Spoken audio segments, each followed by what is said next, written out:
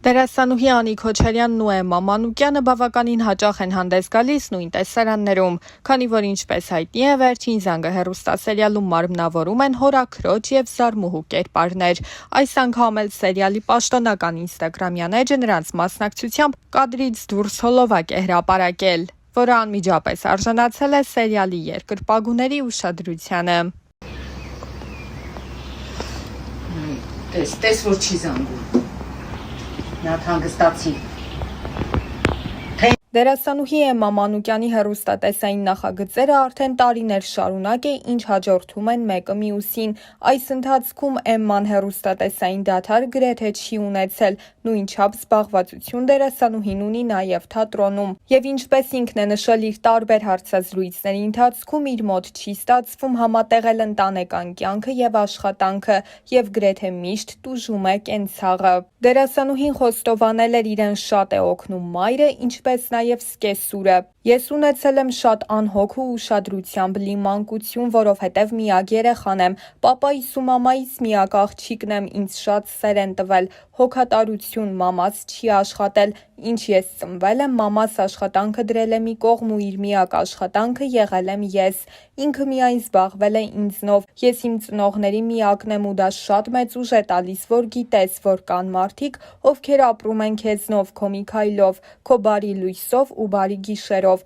ես անսահման երջանիկ, հոգատար, պայծառ մանկություն եմ ունեցել։ Չեմ հիշում ես փոքր ժամանակ ինչ էի երազում, ընտրեցի այս մասնագիտությունը, որովհետև մանկությանս երազանքը թափառելն էր, մտածում էի, որ երբ մեծանամ իմ կյանքը պիտի անցնի ճանապարհներին, պիտի շրջագայեմ ու ամբողջ աշխարհը տեսնեմ, մտածում էի ամենաշատը շրջագայում են դերասանները, դրա համար էլ ընտրեցի այս մասնագիտությունը, ես շատ համբերատար մարդ եմ, անսահման լռող, շատ սիրող, իմ զգացմունքները դժվար արտահայտող, համակերպվող եմ։ Երբեմն տղամարդու համար այդպիսի կնոջ հետ ապրելը շատ ավելի բարդ է լինում, որովհետև հեշտ է այն մարդու հետ, ով միանգամից արտահայտում է այնինչ զգում է, իսկ այն մարդը, ով անընդհատ լռում է ու չես հասկանում ինչ է զգում, դժվար է։ Ճիշտ պահին լռելը կյանքում գոյատևելու իմ բանալին է։ Ես կյանքում անընդհատ կուտակում եմ էմոցիաներս ու արտահայտում եմ բեմում։ Անընդհատ լռելով երբեմն լինում է չհասկացված լինելու զգացողություն, բայց ես գիտեմ դրա գինը։ Միակ ցանկությունը, որ ես ունեմ իմ շրջապատից, սերն է, ուրիշ ոչինչ ես չեմ ակնկալում։ Խոսելով հեռուստասերիալներում եւ թատրոնում իր կերտած դերերի մասին, Էմման նշել էր. երկու տեղում էլ ունեմ աշխատանքներ, որոնք ինձ համար շատ կարևոր են եւ որոնք շատ սիրում եմ։ Ես չեմ կարող ասել, որ իմ հեռուստանախագծերը դրանք ուղղակի աշխատանքներ են։ Կան կերպարներ, որոնք շատ սիրում եմ, շատ սիրով եմ աշխատելու մինչև հիմա էլ այդ օրերը հաճույքով եմ հիշում։ Այն դերասանի համար, ով աշխատում է թատրոնում եւ դա իր հիմնական աշխատանքն է, դա իր տունն է։ Դու թատրոնում տանն ես ու թատրոնին էլ վերաբերվում ես որպես քո օջախի, իսկ նախագծերը ուղղակի անձնական հյուրախաղերի պես մի բան են, այսինքն միշտ նոր մարդկանց ես հանդիպում, նոր խաղընկերներ ես ձեռք բերում, իսկ թատրոնը քո ընտանիքն է, քո խաղընկերները գրեթե միշտ նույնն են ու իրենց ճանաչում ես, այնտեղ լրիվ ուրիշ էներգիա է, լրիվ ուրիշ հարաբերություններ են, իսկ նախագծերում ժամանակավոր ինչ-որ կապի է նման,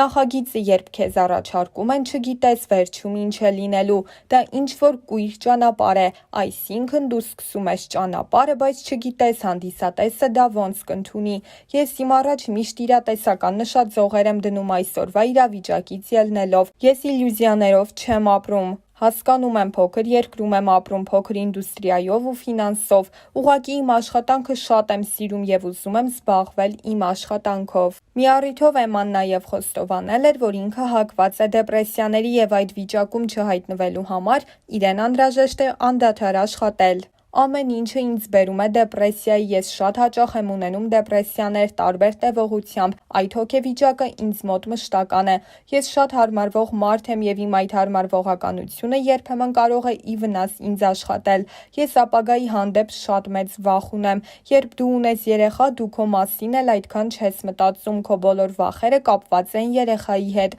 ունես երեխային պաշտպանելու խնդիր, դրանք աբստրակտ վախեր չեն, երբեմն խուճապային գրոհներով ու հիվանդություններով են արտահայտվում։ Դերասանուհին անկեղծացել էր նաև ու ասել, որ ինքը մտածել է երկրից հեռանալու մասին, սակայն ամաչել է ամուսնուց, Վիլենից, քանի որ նա գնացել է պատերազմ ու պաշտպանել իր ընտանիքը։ Ես գիտեմ, թե ոնց է դրան վերաբերվում Վիլենը, ինչ արժեքներ ու հայացքներ ունի ինքը, դրա համար այդ թեման մեր տանը փակ է։ Ես դա բարձրաձայնելու իրավունք չունեմ երբեք, դա իր համար անընդունելի է ու ես չեմ կարող այդ հարցում իր հետ հաշվի չնստել։ Դրանք ավելի շատ իմ մայրական վախերն են, ինքը այնքան վստահ է, որ կարող է իր ընտանիքը պաշտպանել ու պաշտպանել է, ու ես անկեղծ ամաչում եմ իր հետ դրա մասին խոսել։ Պատերազմը մեր կյանքում շատ բան է փոխել, երբ պատերազմը մտավ իմ փոքր ընտանիք, ինքը այնքան բան փոխեց եւ ամենատարօրինակը այն է, որ ես միշտ մտածել եմ, թե պատերազմն իր հետ բերում է միայն փլուզում, միայն քանդում է, բայց իմ ընտանիքում պատերազմը շատ բան նորից կառուցել է,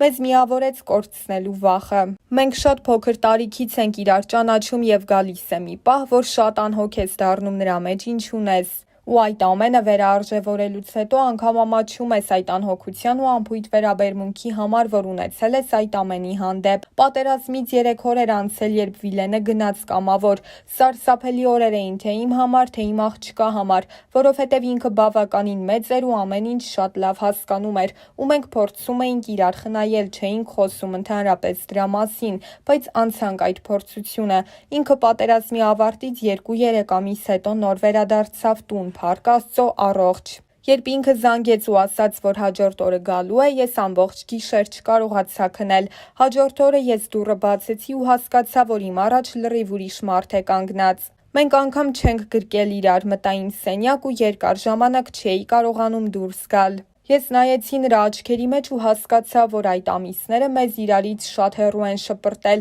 Ես չեմ ունեցել ոչ մի դերակատարում իր վերականգնման մեջ։ Մեր միջև ոչ թե անձնական անհամաձայնությունների շրջափուլ էր, այլ աշխատանքով տարվելու։ Ժամանակ չկար իրարով լինելու։ Անընդհատ ես իմ աշխատանքով էի, ինքը իր, ու հենց պատերազմի ժամանակ ես հասկացա, թե ինչ էի անում։ Իմ ժամանակը իրեն չեմ նվիրել, մտածում էի, եթե ինքը չլինի, ես ինչ եմ անելու։ Ես շնորհակալ եմ Աստծուն, որ ինքը ինձ հնարավորություն տվեց այդ սխալը ուղղելու։ Ես կարծում եմ երկարակեցության գաղտնիքը դրա մեջ է։ Դու քեզ չպիտի փաթաթես դիմացինի վզին եւ ոչ էլ հակառակը։ Եթե միասին եք ապրում, դա դեռ չի նշանակում, որ ձեր ամեն ինչը պիտի լինի միասին։ Դու պիտի ունենաս քո տարածքը, ինքը իրար պետք է հանգիստ թողնել։ Եթե իրար հանգիստ եք թողնում, կարող եք հավերժ միասին ապրել։ Ամեն զույգ պետք է գտնի իր ֆորմուլան։ Կարծում եմ հիմա դա շատ մեծ խնդիր է, դրա համար են հիմա հաճախ բաժանվում, որովհետև կարծրատիպերով են մոտենում զույգի հետ հարաբերությանը։ Իդեպ, խոսելով իր ամուսնության մասին, դերասանուհին պատմել էր. Ես շատ փոքր տարիքում եմ ամուսնացել, 21 տարեկան էի, երբ ամուսնացա, ավարտեցինք թատերական ինստիտուտը, ես ու ամուսինս նույն կուրսում ենք սովորել, ու 4-րդ կուրսը ավարտելուց 2-3 ամիս անց մենք միանգամից ամուսնացել ենք։ Այդ ժամանակ ես այնքան փոքր էի, այնքան անգիտակից էի, ոչինչ չէի հասկանում ընդհանրապես, պատրաստ չէի ամուսնական կյանքի ու երբ հետ եմ նայում հասկանում եմ, երևի դա ամենաճիշտ ժամանակն է ամուսնանալու համար, երբ ընդհանրապես պատկերացում չունես, ինչպիսին պետք է լինեն կին-տղամարդ հարաբերությունները, ինչպիսին պիտի լինի ընտանիքը, այդ բնական բնազդային առաջին հիմքի վրա կազմված ընտանիքները երևի թե ամենաամուրն են։ Իսկ երբ հասունանում ես, դու ունես քո պահանջները ու սկսում ես դիմացինիդ տեղավորել պահանջներից սահմաններում, գործը բարդանում է, իսկ երբ ամուսնանում եք փոքր տարիքում, սկսում եք միասին մեծանալ, հասունանալ, մասնագիտության մեջ կայանալ, այս ճանապարհը շատ ավելի միավորում է մարդկանց։ Ես կստեմ, եթե ասեմ, որ իմ ընտանեկան կյանքը միշտ հարթ, գեղեցիկ ու ինստագրամյան է եղել, բազմաթիվ փորձություններով ենք անցել ես ու ամուսինս, բայց այսօր, երբ ես վերլուծում եմ մեր հարաբերությունները, ինձ մոտ այնպիսի տպավորություն է, որ մենք նոր ենք ծանոթացել, իրար մասին դեռ շատ բան չգիտենք, այդ հարաբերությունները չեն հնանում։ Ճգնաժամերը ավելի շատ լինում են արտաքին պատճառներով, քան թե ներքին, ոչ թե մենք իրար հետ ենք խնդիրներ ունենում, այլ կյանքն է մեզ փորձությունների ենթարկում, իսկ երբ իրար հետ ենք խնդիրներ ունենում, մի որոշ ժամանակ իրար հանգիստ ենք թողնում, երբեմն խոսում ենք դրա մասին շատ երկար, երբեմն վիճում ենք ու կռվում։ Էմմայի ամուսինը ոլորտից է ու դերասան եւ անդրադառնալով թեմային, թե ինչպես է ամուսինը վերաբերվում իր մասնագիտական ուղուն, Էմման նշել էր. Հենց սկզբից, երբ որոշեցինք, որ պետք է ընտանիք կազմենք, դա եղել է առաջին, վերջին եւ միակ պայմանը, որ ես իր առաջ երբևէ դրել եմ։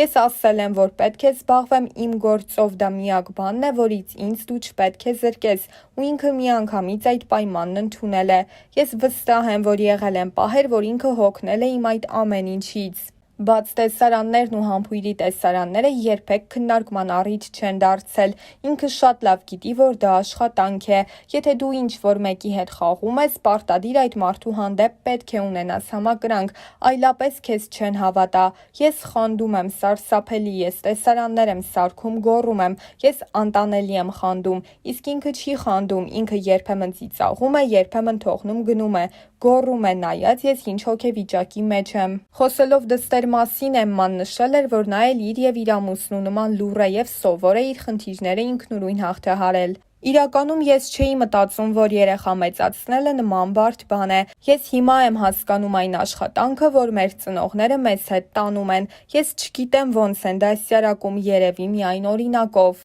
Մեր կենցաղավարությամբ, պահվածքով ու զրույցներով։ Ինքը պապային ավելի շատ է սիրում նրա հետ, ավելի շատ է կապված, ավելի ազատ է նրա հետ։ Ես չեմ կարող ասել, որ շատ ժամանակ եմ իմ երեխային տրամադրում։ Իհարկե ես կուզեի ավելի շատ ժամանակ տրամադրել։ Մենք ուղղակի փորձում ենք լրացնել։ Մենք երեքով շատ քիչ ենք լինում, որովհետև գրաֆիկը համատեղելը դժվար է շատ, բայց փորձում ենք հնարավորինս այնպես անել, որ իրեն մենակ չզգա։ Ավելի շատ Վիլենն է ժամանակ տրամադրում երեխային։ Ես այնքան երջանիկ եմ, որ երբեմն մտածում եմ, արդյոք արժանի եմ, որ այդքան շռայլորեն ինձ տրվում է, նշել էր դերասանուհին։